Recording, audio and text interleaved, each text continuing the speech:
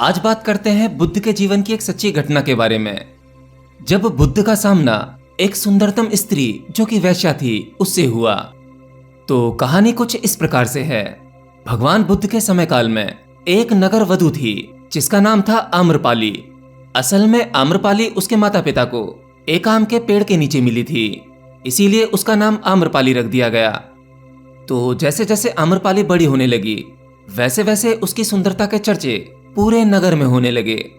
उसका आकर्षक चेहरा और अति सुंदर शरीर की बनावट नगर के सभी लोगों को मोहित कर देती थी।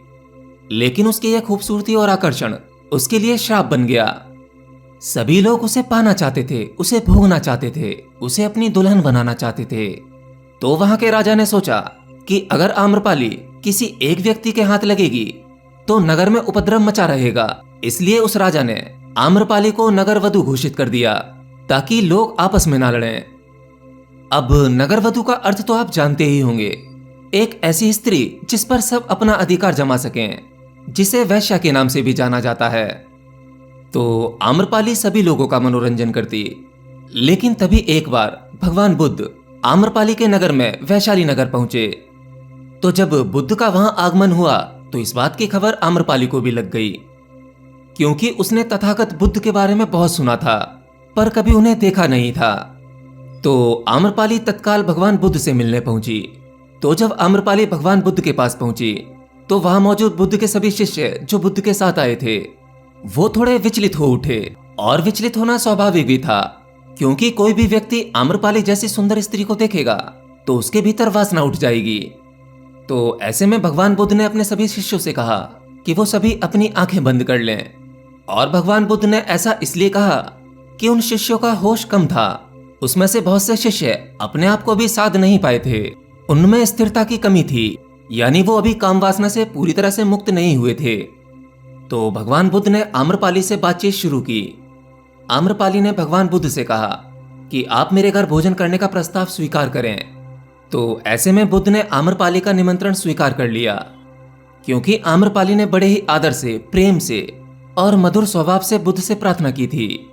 लेकिन यह बात सुनते ही भगवान बुद्ध के कुछ शिष्य भड़क गए और उन शिष्यों ने भगवान बुद्ध से कहा कि क्या आप जानते नहीं है कि आम्रपाली एक वैश्या है? आप एक वैश्या के हाथों का भोजन स्वीकार करेंगे? आपके बारे में लोग क्या कहेंगे? इसका समाज में गलत संदेश जाएगा।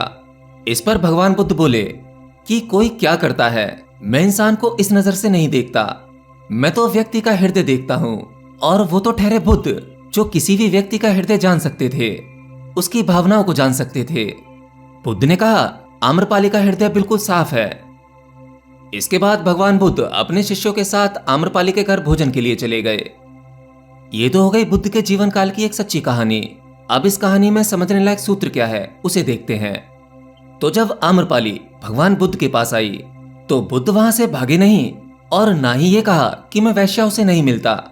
और ऐसा इसलिए हुआ कि उनकी चेतना एकदम शुद्ध थी, मतलब बुद्ध का होश हाईएस्ट लेवल का था, यानी बुद्ध का मन दमन किया हुआ नहीं था। उन्होंने अपनी काम वासना का दमन नहीं किया, इसीलिए वह आम्रपाली से मिले, एक ऐसी सुंदर स्त्री जिसे देखकर आज का कोई भी व्यक्ति विचलित हो सकता है।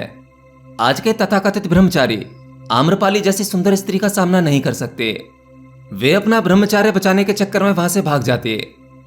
तो बुद्ध आम्रपाली से मिले और उससे बातचीत की, और वो ऐसे मिले जैसे उनके मन में कोई भी भाव नहीं है, ना अच्छा ना बुरा, किसी भी प्रकार का तर्क नहीं। बुद्ध तो आम्रपाली के प्रति ऐसे देख रहे थे कि बस देख ही रहे हों।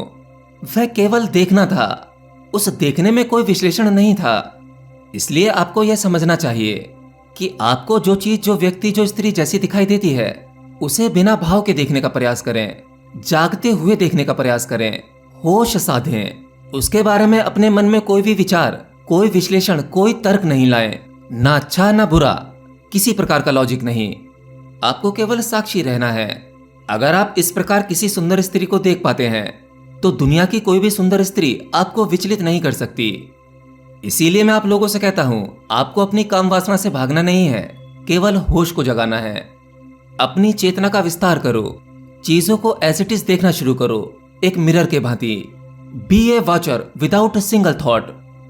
आपके देखने में अगर आपके साथ मन जुड़ जाता है तभी आपके जीवन में उपद्रव शुरू होता है। तो किसी को देखते समय मन को अपसेंट करने का प्रयास करें, सिर्फ दृष्टा बने। थोड़े थोड़े प्रयास से आप इसे साध पाएंगे।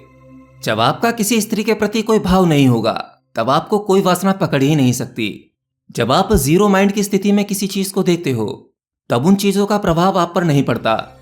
आपको संसार की किसी प्रकार की सुंदरता कोई भी चीज बांध नहीं सकती। इस स्थिति में अगर आपका कोई अपमान भी कर दे, तब भी आपको कोई फर्क नहीं पड़ेगा, क्योंकि विचार शून्य का अर्थ ही ये होता है जहां कोई विश्लेषण नहीं होता, तर्क वितर्क नहीं होते, ना पक्ष में ना विपक्ष में।